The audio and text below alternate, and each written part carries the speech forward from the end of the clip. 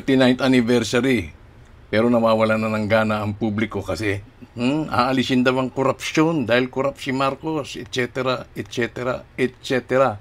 Kaya naisip ko kung paparatingin ni Elon Musk at ni President Trump ang ideya tulad ng Department of Government Efficiency o DOGE, ano kaya ang mangyayari? Kaya ginugol ko.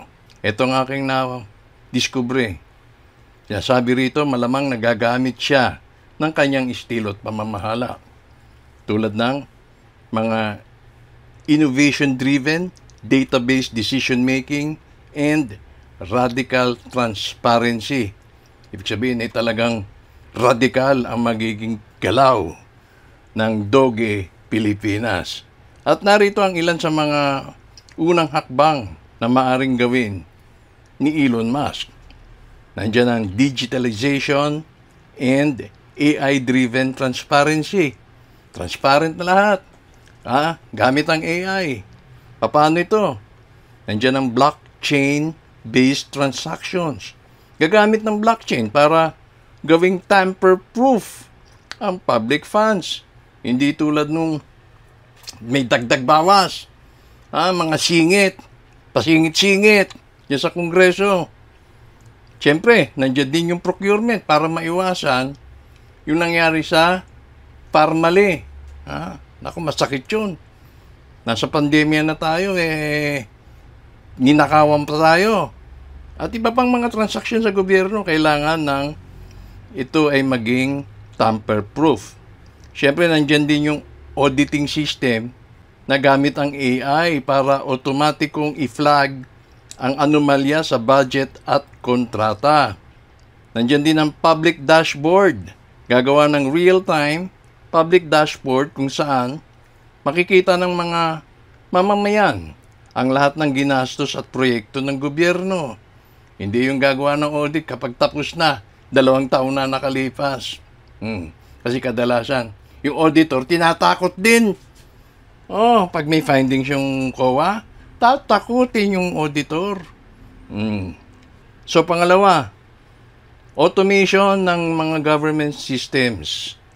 Lahat ng transaksyon, mapa-permit, mapa-tax, mapa-benepisyo sa DSWD ay magiging fully online gamit ang AI chatbots at automation.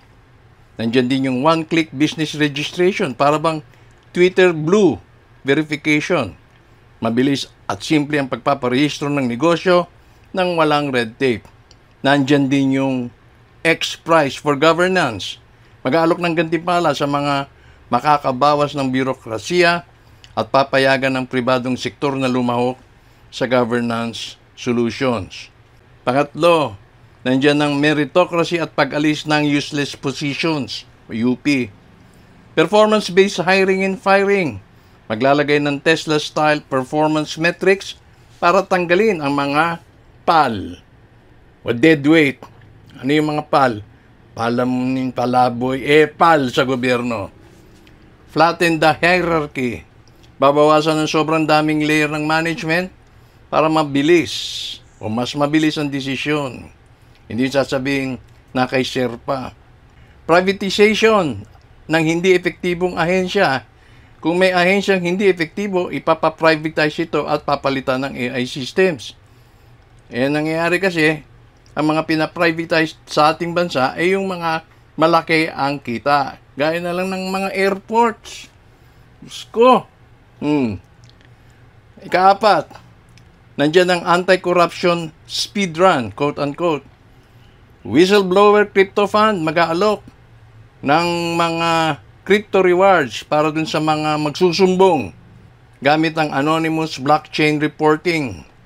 Nandiyan din yung random AI audit sa mga government officials. AI din ho ito AI-powered na audit system para automatikong mag-flag ng mga opisyal na may hindi maipaliwanag na yaman. Congressman, Senator, President, etc. etc. Nandiyan din yung panukalang ila-livestream ang mga government meetings para walang sikretong under-the-table deals. Lahat ng major government meetings ay live stream na. At panglima, may tinatawag na Mars mentality. Ito yung mga futuristic infrastructure and economy. A. Full renewable energy shift. Gagamit ng Tesla Tech para gawing 100% solar, wind, and battery-powered ang konsumo ng gobyerno. Ito, maganda to ha. Murang internet para sa lahat, lalo na sa liblib na lugar.